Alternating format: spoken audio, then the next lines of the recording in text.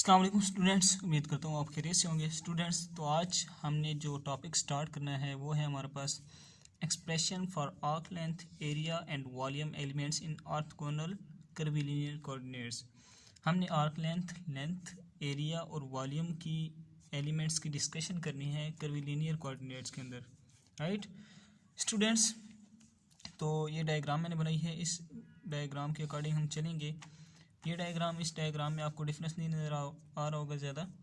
इसमें भी अगर हम वेक्टर्स ड्रा कर लें, लाइक जैसे कि मैंने उधर कर्व्स ड्रा कर लें, जैसे मैंने उधर ड्रा की हैं, ये curve and the last one ये कर्व, ये U3 curve, U1 curve, U2 curve. तो अब ये शेप्स बज़ाहिर सेम नज़र आ रही है, लेकिन ये जो है ये मैंने अकॉर्डिंग टू बुक बनाई है और ये वैसे सिंपल बनाई है। अब इसमें बुक वाली डायग्राम में और इसमें क्या डिफरेंस है, ये जो ब्लू लाइंस आपको नज़र आ रही हैं, ये वाली लाइंस ये बुक में नहीं है, तो आप ये लाइंस कच्ची पेंसिल से ड्रा कर सकते हैं, लेड पेंसिल से, और इनको बाद में मिटा सकते हैं रबर से, राइट। तो अब बेसिकली जो हमने चीज़ डिस्कस करनी है, पहले हमने बात करनी है आर्क लेंथ की।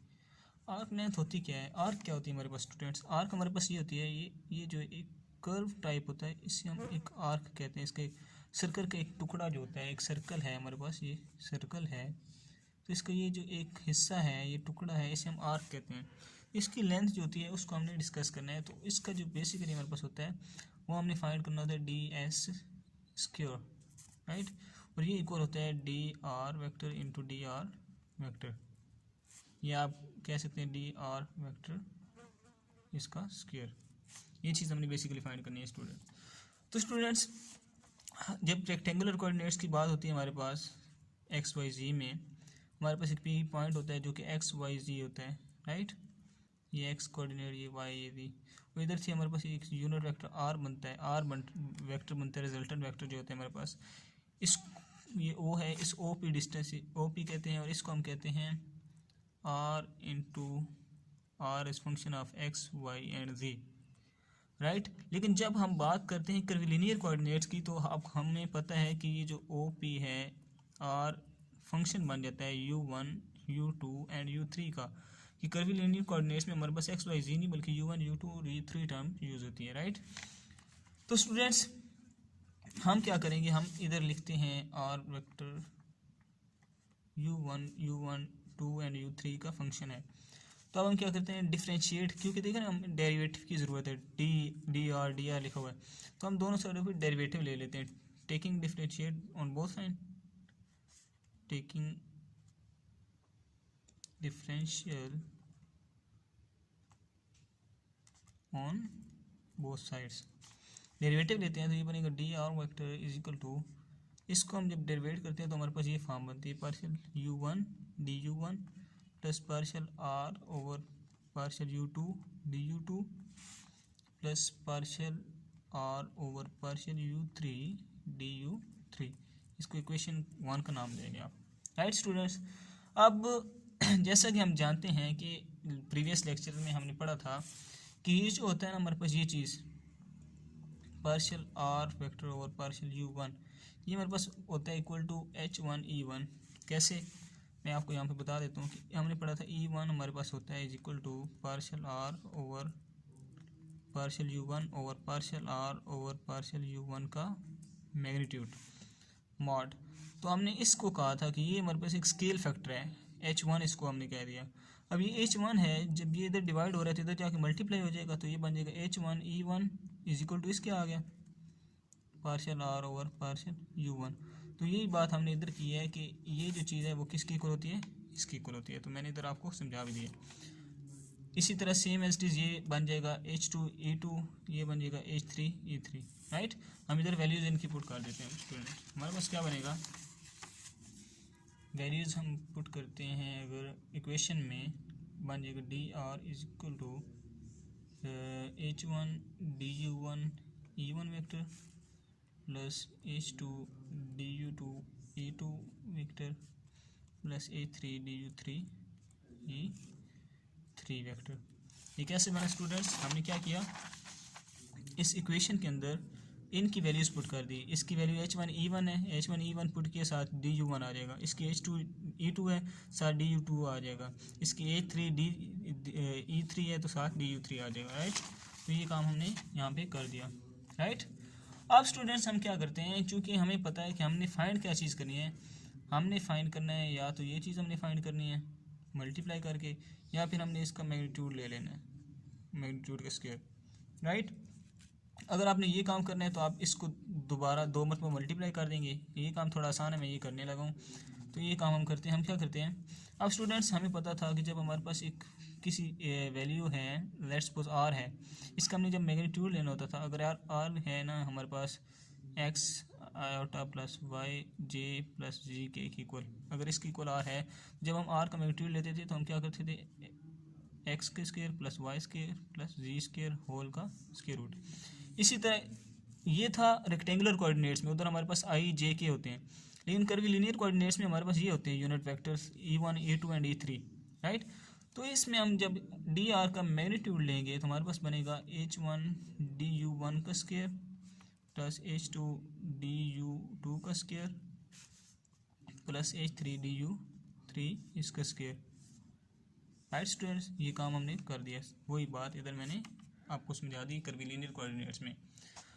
स्टूडेंट्स अब हम अगर दोनों साइडों पे स्क्वायर ले रहे हैं तो क्या होगा, स्क्वायर रूट ख़त्म हो जाएगा, ये बन जाएगा H1 DU1 का स्क्वायर प्लस H2 DU2 का स्क्वायर प्लस H3 DU3 का स्क्वायर। स्क्वायर रूट कैंसिल हो जाएगा जब हम स्क्वायर लेंगे दोनों साइडों पे, तो राइट स्टूडेंट्स।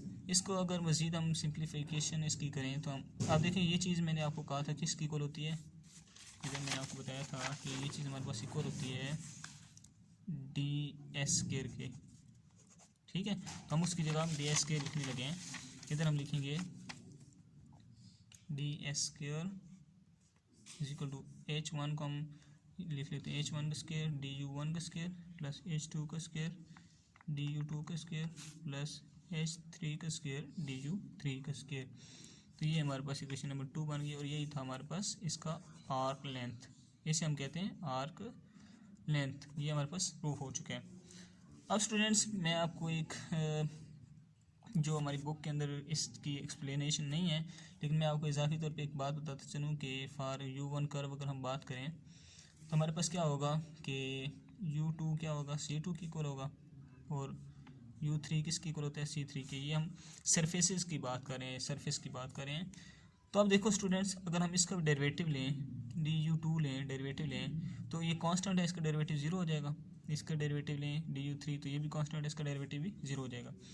अब ये चीज़ अगर हम पुट करें इस इक्वेशन नंबर 2 में तो हमारे पास क्या बनेगा, DS स्क्वायर बनेगा इज इक्वल टू, ये देखें DU2 0 हो गया, ये पूरी टर्म 0 हो जाएगी, DU3 भी 0 हो गया, ये पूरी टर्म भी 0 हो जाएगी। हमारे पास क्या रह जाएगा, H1 का स्क्वायर DU1 का स्क्वायर, राइट। अब चूँकि हम बात करें U1 कर्व की तो हम इधर DS1 लिख देते हैं, सही। अब हम अगर दोनों साइड पे स्क्वायर रूट लें तो हमारे पास क्या बनेगा, DS1 is equal to H1 DU1, हमारे पास ये चीज़ बनेगी DU1, राइट। इसी तरह सेम एज इज DS2 क्या बनेगा, H2 DU2 बनेगा, और DS3 क्या बनेगा, H3 DU3। ये कौन सी कर्व के लिए है, ये U2 कर्व के लिए, और ये हमारे पास है U3 कर्व के लिए। ये मैंने क्यों किया, ये मैं आपको मज़ीद जब वॉल्यूम और एरिया समझाऊंगा तो उसमें आपको इसकी समझ आएगी ये मैंने स्टेप क्यों किया। अब स्टूडेंट्स हमने बात करनी है एरिया एलिमेंट की, तो उसके देती हैं। अब स्टूडेंट्स हमने एरिया एलिमेंट की बात करनी है, एरिया की, राइट। अब हमारे पास क्या होता है स्टूडेंट्स, जब हमने किसी चीज़ का एरिया कनेक्ट करना होता है फाइंड, तो हम क्या करते हैं, ये लेट्स सपोज ए साइड है, ये बी साइड है, ये ए साइड, एरिया जब हम करते हैं तो एरिया क्या होता है, एरिया इज इक्वल टू होता है हमारे पास A क्रॉस B, ये चीज़ होती है, राइट स्टूडेंट्स। अब जब हम बात करते हैं ना कर्वीलिनियर कोऑर्डिनेट्स की, तो उसमें हम क्या करते हैं हम कहते हैं कि हमारे पास जो एरिया है ना, हम कहते हैं DA1 इज इक्वल टू है DS2 क्रॉस DS3 कि हमारे पास एरिया ये चीज़ है, राइट। ये क्या कैसे हमने कहा कि हमारे पास ये एक सरफेस है, ये सरफेस है हमारे पास एक, तो इस सरफेस में हमारे पास साइड्स हैं डिफरेंस इसकी, तो उन साइड्स का हमने क्या कैलकुलेट करना है, एरिया कैलकुलेट करना है स्टूडेंट्स। तो इस साइड में हमारे पास क्या, लेट्स सपोज ये चीज़ है, इसे ए कह लें, इसे बी कह लें, इसे सी कह लें आप, या इसे जो भी नाम दे लें, इसको DS1 कह लें, इसको DS2 कह लें, इसको DS3 कह लें, ये जो भी आप नाम उस हिसाब से दे लें, तो इसके हिसाब से हमने चलना है।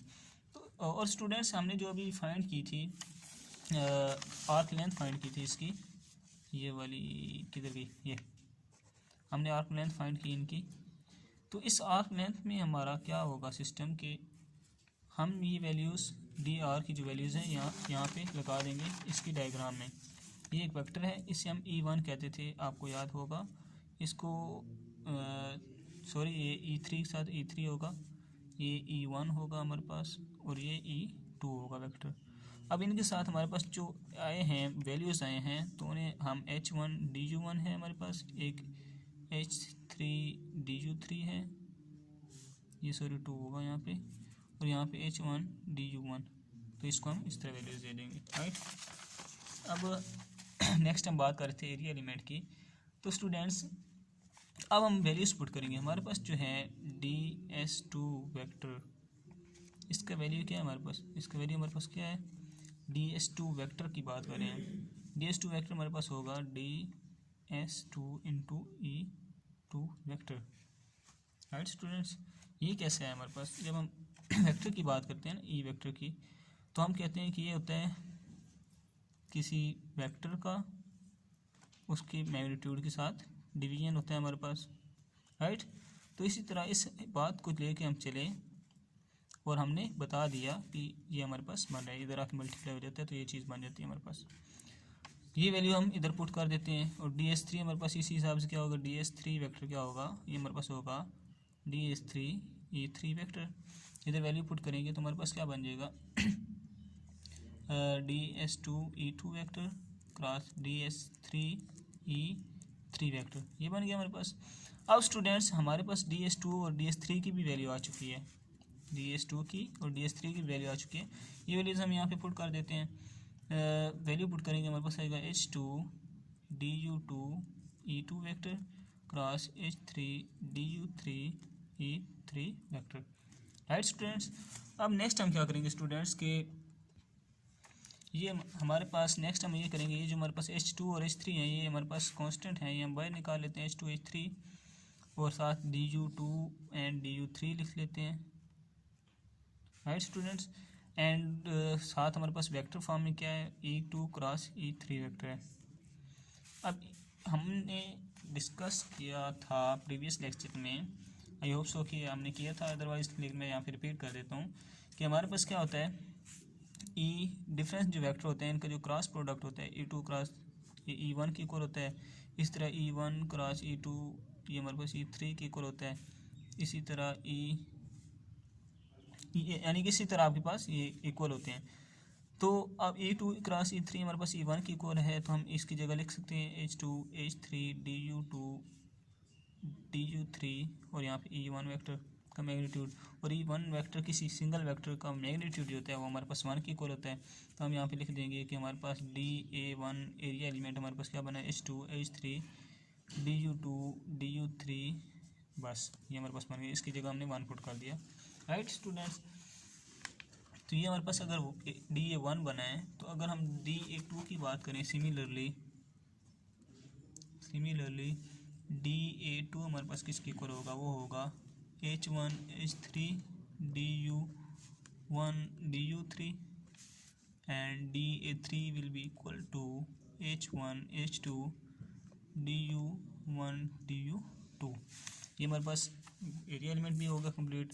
अब हम बात करते हैं at the last volume element की। वॉल्यूम एलिमेंट के लिए हमारे पास DV फार्मूला है। अब स्टूडेंट्स जब हम बात करते हैं वॉल्यूम एलिमेंट की किसी भी रेक्टेंगुलर कंपोनेंट में, तो हम क्या कहते थे, V इक्वल होता है A.B क्रॉस C वेक्टर के इक्वल होता है हमारे पास, ये हम रेक्टेंगुलर कंपोनेंट्स में बात करते थे। अब जब हम कर्वीलिनियर में बात करते हैं तो हम कहते हैं कि ये DS1 dot DS2 cross DS3 vector की इक्वल होता है हमारे पास, राइट स्टूडेंट।